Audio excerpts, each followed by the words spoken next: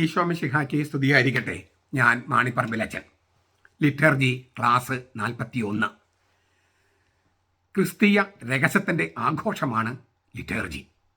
ക്രിസ്തീയ രഹസ്യത്തിൻ്റെ എന്തുകൊണ്ട് ലിറ്റർജി, അല്ലെങ്കിൽ എന്തിനാണ് ലിറ്റർജി എന്ന ചോദ്യത്തിന് ഉത്തരമായിട്ട് കത്തോലിക്ക സഭയുടെ മതബോധനം 1066 എന്ത് പറഞ്ഞെന്ന് നമ്മൾ കഴിഞ്ഞ ക്ലാസ്സിൽ കണ്ടു. അടുത്ത ഖണ്ഡത്തിൽ, അടുത്ത പാരഗ്രാഫ് 1067 അതിലെന്താണ് പറയുന്നതെന്ന് നമുക്കൊന്ന് കേൾക്കാം. ക്രിസ്തീയ രഹസ്യത്തിൻ്റെ ആഘോഷമാണ് എന്തുകൊണ്ട് ലിറ്റർജി, എന്തിനാണ് ലിറ്റർജി എന്ന ചോദ്യത്തിന് ഉത്തരമാണ്. അതിൻ്റെ രണ്ടാമത്തെ ഖണ്ഡം 1067. ഞാൻ ഇംഗ്ലീഷ് വായിച്ചിട്ട് പിന്നെ മലയാളത്തിൽ വായിക്കാം. The wonderful works of God among the people of the Old Testament were but a prelude to the work of Christ the Lord in redeeming mankind and giving perfect glory to God. He accomplished this work principally by the paschal mystery of his blessed passion, resurrection from the dead, and glorious ascension, whereby dying he destroyed our death, rising he restored our life. For it was from the side of Christ, as he slept the sleep of death upon the cross, that there came forth the wondrous sacrament of the whole church. For this reason, the church celebrates in the liturgy, above all, the paschal mystery by which Christ accomplished the work of our salvation. POC ഇന്നിറക്കിയിരിക്കുന്ന കത്തോലിക്ക സഭയുടെ മതബോധനം, അതിൻ്റെ മലയാള പരിഭാഷ ഞാനൊന്ന് വായിക്കാം. പഴയ നിയമ ജനത്തിൻ്റെ ഇടയിൽ ദൈവം പ്രവർത്തിച്ച അത്ഭുത കൃത്യങ്ങൾ മനുഷ്യവംശത്തെ വീണ്ടെടുക്കുന്നതിനും ദൈവത്തിന് സമ്പൂർണ്ണമായ മഹത്വം നൽകുന്നതിനും വേണ്ടി കർത്താവായ ക്രിസ്തു നിർവഹിച്ച ദൗത്യത്തിൻ്റെ നാന്ദി മാത്രമായിരുന്നു. അവിടുന്ന് ഈ കർമ്മം പൂർത്തിയാക്കിയത് പ്രധാനമായിട്ടും തൻ്റെ അനുഗ്രഹീതമായ പീഡാസഹനവും മരിച്ചവരിൽ നിന്നുള്ള ഉത്ഥാനവും മഹത്വപൂർണ്ണമായ സ്വർഗാരോഹണവും അടങ്ങുന്ന പെസഹ രഹസ്യം വഴിയാണ്. ഈ പെസഹ രഹസ്യത്തിൽ മരിച്ചുകൊണ്ട് അവിടുന്ന് നമ്മുടെ മരണത്തെ നിഗനിച്ചു, ഉയർത്തെഴുന്നേറ്റുകൊണ്ട് അവിടുന്ന് നമ്മുടെ ജീവൻ പുനഃസ്ഥാപിച്ചു. എന്നാൽ ക്രിസ്തു കുരിശിൽ മരണനിദ്രയിലായിരുന്നപ്പോൾ അവിടുത്തെ പാർശ്വത്തിൽ നിന്ന് സമസ്ത സഭയാകുന്ന വിസ്മയനീയമായ കൂദാശ പുറപ്പെട്ടു.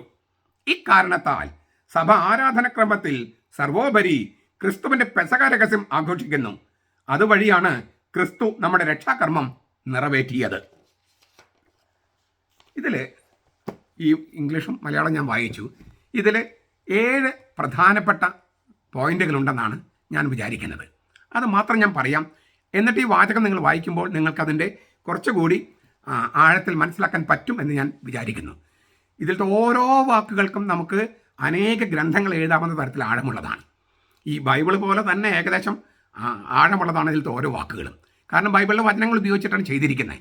അപ്പോൾ അതുകൊണ്ട് തന്നെ ചെറിയൊരു വ്യാഖ്യാനം പോരാ. പക്ഷെ നമുക്കൊരു ക്ലാസ്സിൻ്റെ ലെങ്ത്തിന് അനുസരിച്ച് നമ്മൾ ചെയ്യുകയാണ്. അപ്പോൾ ഞാനിങ്ങനെ പോയിന്റ് ബൈ പോയിന്റ് പറയാം. വിശദീകരണങ്ങൾ ആവശ്യമുള്ളിടത്ത് മാത്രം ഞാൻ സൂചിപ്പിക്കാം. 1. പഴയ നിയമത്തിൽ ദൈവം പ്രവർത്തിച്ച വിസ്മയങ്ങളും വീര്യപ്രവൃത്തികളും ഒരു പൂർവ്വരംഗം അഥവാ ഒരു ആമുഖം അഥവാ ഒരു നാന്ദി മാത്രമായിരുന്നു. യഥാർത്ഥത്തിൽ വരുന്നതിനെ ഉദ്ഘോഷിക്കുന്ന ഒരു പൂർവ്വരംഗം യഥാർത്ഥത്തിൽ വരാനിരിക്കുന്നു. അപ്പം അതിനു മുമ്പുള്ളൊരു പൂർവ്വരംഗം അല്ലെങ്കിൽ ഒരു ആമുഖം, അത് മാത്രമാണ് ദൈവം പഴയ നിയമ ജനത്തിൻ്റെ ഇടയിൽ പ്രവർത്തിച്ച വിസ്മയങ്ങളും വീര്യപ്രവൃത്തികളും. 1. 2. ക്രിസ്തുവിൻ്റെ പ്രവൃത്തിയാണ് മനുഷ്യവംശത്തെ വീണ്ടെടുത്തത്. വീണ്ടെടുക്കുക, റെഡീം. ഇംഗ്ലീഷിൽ ശരിക്ക് കുറച്ചുകൂടി നല്ല വാക്ക് ടു ബൈ ബാക്ക് എന്നാണ്. വില കൊടുത്ത് തിരിച്ചു വാങ്ങുക എന്നർത്ഥം. വില കൊടുത്ത് തിരിച്ചു വാങ്ങുക. പഴയ നിയമത്തിൽ ഗോയേൽ എന്ന് പറഞ്ഞിട്ടുള്ള ഗോയേൽ എന്നൊരു വാക്കുണ്ട്. അത് ഏറ്റവും അടുത്ത ബന്ധു. ഇപ്പോൾ ഒരാൾ അടിമയായി പിടിച്ചുകൊണ്ട് പോയി വിചാരിക്കുക. അതായത് ഇപ്പോൾ ഒരു പണം കടം വാങ്ങിച്ചു, തിരിച്ചു കൊടുത്തില്ല. അപ്പോൾ ഈ പണം കൊടുത്ത ആൾ ഇവനെ അടിമയായി പിടിച്ചുകൊണ്ട് പോയി എന്ന് വിചാരിക്കുക. അവൻ്റെ ഏറ്റവും അടുത്ത ബന്ധു അവനെ വീണ്ടെടുക്കണം.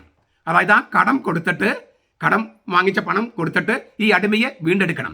അതിനെയാണ് purchase back, to buy back എന്ന് പറയുക.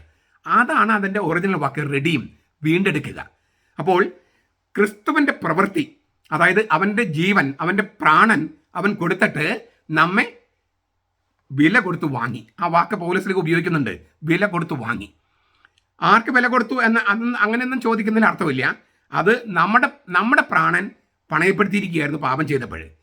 ആ പണയപ്പെടുത്തപ്പെട്ട നമ്മുടെ പ്രാണൻ അതിനെ വീണ്ടെടുക്കാൻ, അതിനെ വിലക്കി തിരിച്ചെടുക്കാൻ അവൻ അവൻ്റെ പ്രാണൻ കൊടുത്തു. ക്രിസ്തു, അതിനെയാണ് ക്രിസ്തുവിൻ്റെ പ്രവൃത്തി എന്ന് പറയുന്നത്. 2. 3, ആ വീണ്ടെടുപ്പിലൂടെയാണ്, അതായത് വില കൊടുത്ത് തിരിച്ചു വാങ്ങി, അതിലൂടെയാണ് ദൈവത്തിന് പൂർണ്ണമായ മഹത്വം, അത് ദൈവത്തിൻ്റെ സമ്പൂർണ്ണ തേജസ് അത് ഉണ്ടായത്. എന്ന് വെച്ചാൽ ഈ തേജസ് എന്ന് പറഞ്ഞാൽ ഗാംഭീര്യം, അവൻ്റെ സാന്നിധ്യത്തിൻ്റെ ഗാംഭീര്യം എന്നാണ് ശരിക്കും അർത്ഥം.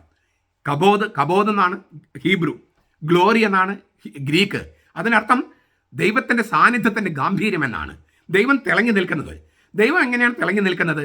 അവൻ്റെ സാന്നിധ്യം ഇത്ര ഗാംഭീര്യമായി നിൽക്കുന്നത് അത് ക്രിസ്തു നമ്മെ അവൻ്റെ പ്രാണൻ കൊടുത്ത് തിരിച്ചു വാങ്ങിയപ്പോഴാണ്. അവൻ്റെ പ്രാണൻ വിലയായി കൊടുത്ത് തിരിച്ചു വാങ്ങിയപ്പോഴാണ് ദൈവത്തിൻ്റെ സാന്നിധ്യം, ദൈവത്തിൻ്റെ തേജസ്, അവൻ്റെ ഗാംഭീര്യം തിളങ്ങി നിൽക്കുന്നത്. അപ്പോൾ ദൈവത്തിൻ്റെ തേജസ്സിന് ഒരു മങ്ങലേൽപ്പിക്കാതിരിക്കാൻ വേണ്ടിയാണ് ക്രിസ്തു അവൻ്റെ പ്രാണൻ കൊടുത്ത് നമ്മെ തിരിച്ചു വാങ്ങിയത്.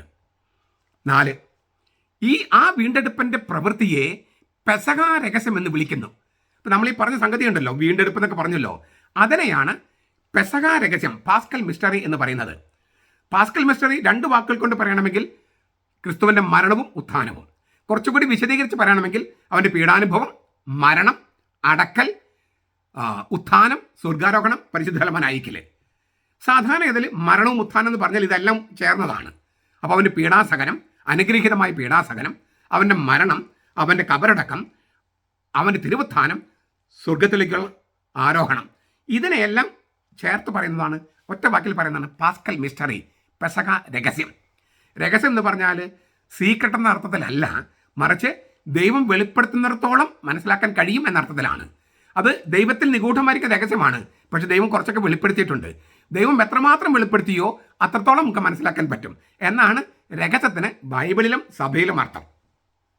5, അങ്ങനെ ഈ പെസഹ രഹസ്യം സംഭവിച്ചപ്പോൾ മരിച്ചുകൊണ്ട് നമ്മുടെ മരണത്തെ, നരകത്തെ അവൻ തകർത്തു. മരണത്തിലൂടെ നമ്മുടെ മരണത്തെ, നമ്മുടെ നരകത്തെ അവൻ തകർത്തു. ഉയർത്തുകൊണ്ട് നമ്മുടെ ജീവനെ പുനഃസ്ഥാപിച്ചു. റെസ്റ്റോർ എന്നാണ്, പുനഃസ്ഥാപിച്ചു. പുനഃസ്ഥാപിച്ചെന്ന് പറയുമ്പോഴും ചെറിയ പ്രശ്നമുണ്ട്. പഴയ ജീവനിലേക്ക് എടുത്തു വയ്ക്കുകയല്ല. പുനഃസ്ഥാപിച്ച അങ്ങനെ ഒരു അർത്ഥം ഉണ്ടല്ലോ. പുനഃസ്ഥാപിച്ചു വെച്ചാൽ മുമ്പുണ്ടായിരുന്ന ജീവനിലേക്ക് നമ്മൾ എടുത്തു വെച്ചു, അങ്ങനെയല്ല ഉദ്ദേശിക്കുന്നത്. റെസ്റ്റോർ എന്ന് പറയുന്നത് ഏദൻ തോട്ടത്തിലേക്ക് നോക്കിയാലേ മനസ്സിലാകും. ഈ നന്മത്തിന്മകളെക്കുറിച്ചുള്ള അറിവിൻ്റെ വൃക്ഷത്തിൻ്റെ കനി ഭക്ഷിക്കരുത് എന്ന് ദൈവം പറഞ്ഞു. അതായത് സകല വിജ്ഞാനത്തിൻ്റെയും കുത്തക അവകാശം ഉണ്ടാകാൻ നീ ശ്രമിക്കരുത്. അതായത് ദൈവത്തിൽ നിന്ന് സ്വാതന്ത്ര്യം പ്രഖ്യാപിക്കാൻ നീ ശ്രമിക്കരുത്. അങ്ങനെ ശ്രമിച്ചാൽ നീ മരിക്കും. പക്ഷെ അവൻ ശ്രമിച്ചു. അപ്പോൾ ജീവന്റെ വൃക്ഷത്തെ അവൻ പുറത്താക്കി. അപ്പോൾ ജീവന്റെ വൃക്ഷത്തിൻ്റെ കനി, അമരത്വം, നിത്യജീവൻ എന്ന കനി കൊടുത്തില്ല, അങ്ങനെ പുറത്താക്കി. അതിലേക്ക് പുനഃസ്ഥാപിച്ചു. അതായത് ഏദൻ തോട്ടത്തിൻ്റെ കവാടം തുറന്ന് ജീവന്റെ വൃക്ഷത്തിൻ്റെ കനി ഭക്ഷിക്കാനായിട്ട് അനുവാദം കൊടുത്തു. ഇതിനാണ് പുനഃസ്ഥാപിക്കുന്നത് പറയണേ. അപ്പോൾ ജീവന്റെ അന്തിമഘട്ടത്തിലേക്കാണ് പ്രവേശിച്ചത്. അതായത് നമ്മുടെ ഭൂമിശാസ്ത്രപരമായ ജീവനിലേക്ക് അല്ല ഈ പുനഃസ്ഥാപനം. ആ ജീവനല്ല പുനഃസ്ഥാപിച്ചത്, മറിച്ച് ജീവന്റെ അന്തിമഘട്ടം, നിത്യജീവൻ എന്ന് പറഞ്ഞ ഘട്ടം. അതായത് ഈ ബയോളജിക്കൽ ജീവശാസ്ത്രപരമായ ജീവനൊരു പ്രശ്നമുണ്ട്. മരണം, അടിയൽ എന്നീ നിയമങ്ങൾക്ക് വിധേയമാണ്. അപ്പോൾ നിത്യജീവനല്ല, അമരത്വമല്ല. നമ്മുടെ ജീവശാസ്ത്രപരമായ ജീവൻ മരിക്കും, അഴിഞ്ഞു പോകും. അപ്പോൾ അത് നിത്യജീവനാകില്ല. നിത്യജീവനാകണമെങ്കിൽ ജീവശാസ്ത്രപരമായ ജീവൻ അതീതമായ ഒരു ജീവൻ, മരണം, അഴിയൽ എന്നീ നിയമങ്ങൾക്ക് വിധേയമാകാത്ത ജീവൻ, അതാണ്, അവിടേക്കാണ് നമ്മളെ എടുത്തു വെച്ചത്. അപ്പോൾ ഏദൻ തോട്ടത്തിലേക്ക് നമ്മളെ ആ ജീവന്റെ വൃക്ഷത്തിലേക്കുള്ള തോട്ടം, ആ ഗേറ്റ് തുറന്നിട്ട് നമ്മൾ പുനഃസ്ഥാപിച്ചെന്ന് പറഞ്ഞാൽ ജീവന്റെ അന്തിമഘട്ടത്തിലേക്ക്, മരണം, അഴിയൽ എന്നീ നിയമങ്ങൾക്ക് വിധേയമാകാത്ത ജീവനിലേക്ക് നമ്മൾ എടുത്തു വെച്ചെന്നാണ്. അതാണ് അവൻ ചെയ്തത്, അവൻ ഉയർത്തെഴുന്നേറ്റ് കൊണ്ട് ചെയ്തത്. അതാണ് 5ാമത്തെ കാര്യം. 6, ഇതൊക്കെ ചെയ്യുന്നത് എവിടെയാണ്? കുരിശിലെ.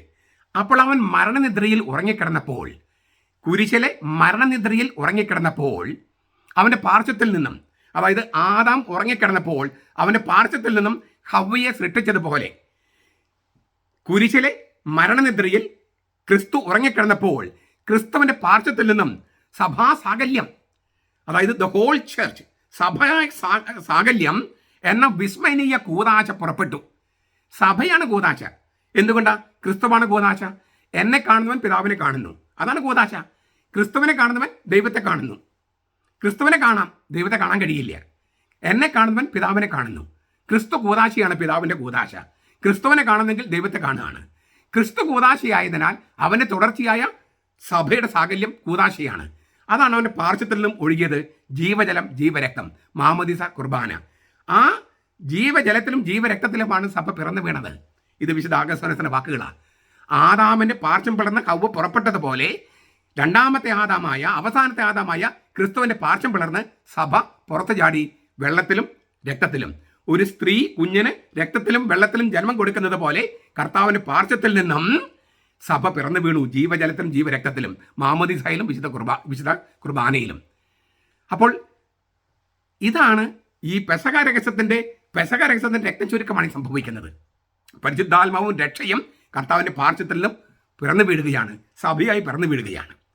ഇക്കാരണത്താൽ സഭ ലിറ്റർജിയിൽ ചെയ്യുന്നത് ക്രിസ്തു നിവൃത്തിയാക്കിയ നമ്മുടെ രക്ഷയുടെ പ്രവൃത്തിയായ പെസഹ രഹസ്യത്തിന്റെ ആഘോഷമാണ്. ഇത് നമ്മൾ 1000 വട്ടം കേൾക്കണം കേട്ടോ. എന്താണ് ലിറ്റർജി, എന്തിനാണ് ലിറ്റർജി എന്നൊരു ഉത്തരമാണ് കൊടുക്കുന്നത്. ഇക്കാരണത്താൽ സഭ ലിറ്റർജിയിൽ ചെയ്യുന്നത് ക്രിസ്തു നിവൃത്തിയാക്കിയ നമ്മുടെ രക്ഷയുടെ പ്രവൃത്തിയായ പെസഹ രഹസ്യത്തിന്റെ ആഘോഷമാണ്. മരണവും ഉത്ഥാനവും പെസഹ രഹസ്യത്തിന്റെ ആഘോഷമാണ്. ഇത് സഭ പഠിപ്പിക്കുന്നതാ. അന്ത്യത്താഴത്തിന്റെ ഓർമ്മയാണെന്നല്ല പറഞ്ഞിരിക്കുന്നത്. തീർച്ചയായിട്ടും അതാണ്. പക്ഷെ അതല്ല ലിറ്റർജിയുടെ ഈ സാകല്യം എന്ന് പറയുന്നത്. സാകല്യം വെച്ചാൽ എൻറ്റയറിറ്റി. നമ്മുടെ രക്ഷയുടെ ആഘോഷമാണ് വിശുദ്ധ ലിറ്റർജി. നമ്മുടെ ജീവന്റെ ആഘോഷമാണ്, നിത്യജീവന്റെ ആഘോഷമാണ് ലിറ്റർജി. നമ്മുടെ വീണ്ടെടുപ്പിന്റെ ആഘോഷമാണ് ലിറ്റർജി. വീണ്ടെടുപ്പിന്റെ അർത്ഥമൊക്കെ ഞാൻ പറഞ്ഞു കഴിഞ്ഞു. നമ്മുടെ പുനരുദ്ധാരണത്തിന്റെ റെസ്റ്റോറേഷൻ, അതിൻ്റെ ആഘോഷമാണ് ലിറ്റർജി. അതിനാൽ അന്ത്യത്താഴത്തിന് വരുന്ന ഒരു ഓർമ്മയല്ല ലിറ്റർജി. ഈ കുരിശിലെ പെസഹ രഹസ്യത്തിൻ്റെ ഓർമ്മയാണ്, ആഘോഷമാണ് വിശുദ്ധ ലിറ്റർജി. അപ്പോൾ ഒരു പ്രധാനപ്പെട്ട കാര്യം ഇവിടെ നമ്മൾ ഓർക്കേണ്ടത്, ഈ പെസഹ രഹസ്യത്തിൻ്റെ ഓർമ്മയാണ് ലിറ്റർജി എന്ന് പറയുമ്പോൾ പെസഹ രഹസ്യം കർത്താവിൻ്റെ മരണവും ഉത്ഥാനവുമാണെന്ന് ഓർക്കുകയും അതിലൂടെ അവൻ മരണത്തെ കീഴടക്കി നിത്യജീവനിലേക്ക് പ്രവേശിച്ചു. നിത്യജീവൻ ഉത്ഥാനത്തിലേക്ക്, ജീവൻ്റെ അന്തിമഘട്ടം അവൻ ഉദ്ഘാടനം ചെയ്തു. മരണത്തിനും അടിയലിനും വിധേയമാകാത്ത ജീവൻ. ആ കർത്താവാണ് പറയുന്നത്, എന്നെ കാണുന്നവൻ പിതാവിനെ കാണുന്നു. ഇപ്പോൾ ആ വാക്കിന് എന്താ അർത്ഥം? ക്രിസ്തുവിൻ്റെ വാക്കിന്, ക്രിസ്തുവിനെ ആരാ കാണുന്നത്? എങ്ങനെയാണ് കാണുന്നത്? കൂദാശിലല്ലാണ്ട് അവനെ കാണാൻ പറ്റുമോ? അന്ന് കർത്താവ് പറയുമ്പോൾ അവൻ ഭൂമിയിൽ ജീവിച്ചിരിപ്പുണ്ടായിരുന്നു, ഇങ്ങനെ ശരീരരക്തങ്ങളോടെ. ഇപ്പോൾ ക്രിസ്തുവിനെ കാണാൻ പറ്റുമോ? ക്രിസ്തുവിനെ കൂദാശയിലൂടെ അല്ലാതെ എങ്ങനെയും കാണാൻ കഴിയുമോ? ഇല്ല. അപ്പോൾ എന്നെ കാണുന്നവൻ പിതാവിനെ കാണുന്നുവെന്ന് ഇന്ന് അർത്ഥം വരണം. ആ വചനത്തിന് ഇന്ന് അർത്ഥം വരണമെങ്കിൽ സഭയിൽ ലിറ്റർജി വേണം, സഭയിൽ കൂദാശ വേണം. അതല്ലാതെ ക്രിസ്തുവിനെ കാണാൻ കഴിയില്ല. ഞാനൊരു പല പ്രാവശ്യം ഒന്നുകൂടി ആവർത്തിക്കുകയാണ്. അന്ന് കർത്താവിനെ കണ്ടപ്പോൾ ഒരു മനുഷ്യനാണ്. ദൈവമാണെന്നുള്ള എന്തെങ്കിലും അടയാളം അതിനകത്തുണ്ടായിരുന്നോ? അപൂർവം ചില നിമിഷങ്ങളിൽ അവൻ ദൈവമാണെന്ന് ഒരു സൂചന എങ്കിൽ പോലും ശിഷ്യന്മാർക്കൊന്നും വിശ്വസിക്കാൻ കഴിഞ്ഞില്ല. രൂപാന്തരി ഭാവം, അവൻ്റെ മനുഷ്യത്വം എന്ന തിരിച്ചല പതുക്കൊന്ന് ഉയർത്തി. പത്രോസും യാക്കോബും യോഹന്നാൻ പേടിച്ചു പോയി. അവൻ കടലിന് മീതെ നടന്നു, ഭൂതമാണെന്ന് പേടിച്ചു പോയി. അപ്പം ഒന്നും പേടിയാണ് അവർക്ക്. അപ്പോൾ ഈ അവൻ്റെ ദൈവത്തെ നേരിട്ട് കാണാൻ എളുപ്പമല്ല, പറ്റില്ലായിരുന്നു. അവനെ കണ്ടപ്പോൾ മനുഷ്യനാണ്, പക്ഷേ ദൈവമായിരുന്നു. ഈ മനുഷ്യൻ എന്ന തിരശ്ശീലയുടെ ഉള്ളിൽ ദൈവമായിരുന്നു. ആ മനുഷ്യൻ ദൈവമാണെന്ന് വിശ്വസിക്കാൻ എന്തുമാത്രം വിശ്വാസത്തിൻ്റെ ആഴം വേണം? അത്ര തന്നെ ആഴം ഇപ്പോഴും വേണം. കാണുമ്പോൾ അപ്പവും വീഞ്ഞുമാണ്, പക്ഷെ അത് കർത്താവാണെന്ന് വിശ്വസിക്കാൻ, അന്ന് ആ മനുഷ്യൻ ദൈവമാണെന്ന് വിശ്വസിക്കാൻ എന്തുമാത്രം വിശ്വാസത്തിൻ്റെ വെല്ലുവിളിയുണ്ടോ അത്ര തന്നെ വെല്ലുവിളിയുണ്ട് ഈ അപ്പം ക്രിസ്തുവാണെന്ന് വിശ്വസിക്കാൻ, ഈ വീഞ്ഞ് അവൻ്റെ പ്രാണനാണെന്ന് വിശ്വസിക്കാൻ. അപ്പോൾ കാര്യം മനസ്സിലായോ? എന്നെ കാണുന്നവൻ പിതാവിനെ കാണുന്നു. ഈ വചനം ഇന്ന് സത്യമാകുന്നത് കൂദാശയിലൂടെ മാത്രമാണ്, ലിറ്റർജിയിലൂടെ മാത്രമാണ്. ഇതാണ് സഭ പഠിപ്പിച്ചത്. കത്തോലിക്ക സഭയുടെ മതബോധനം 1067. ഞാൻ ഈ പറഞ്ഞ കാര്യങ്ങളൊക്കെ നിങ്ങൾ 2, 3, 4, 5 പ്രാവശ്യം കേട്ട് നോട്ട് കുറിക്കുമെന്ന് ഞാൻ പ്രത്യാശിക്കുന്നു. അങ്ങനെ ലിറ്റർജിയിൽ കുറച്ചുകൂടി സജീവമായി പങ്കെടുക്കുമെന്നും. നമ്മുടെ കർത്താവ് ഈശോ മിശിഹായുടെ കൃപയും പിതാവായ ദൈവത്തിൻ്റെ സ്നേഹവും പരിശുദ്ധാത്മാവിൻ്റെ സഹവാസവും നാം എല്ലാവരോടും കൂടി ഉണ്ടായിരിക്കട്ടെ, ഇപ്പോഴും എപ്പോഴും എന്നേക്കും. ആമേൻ.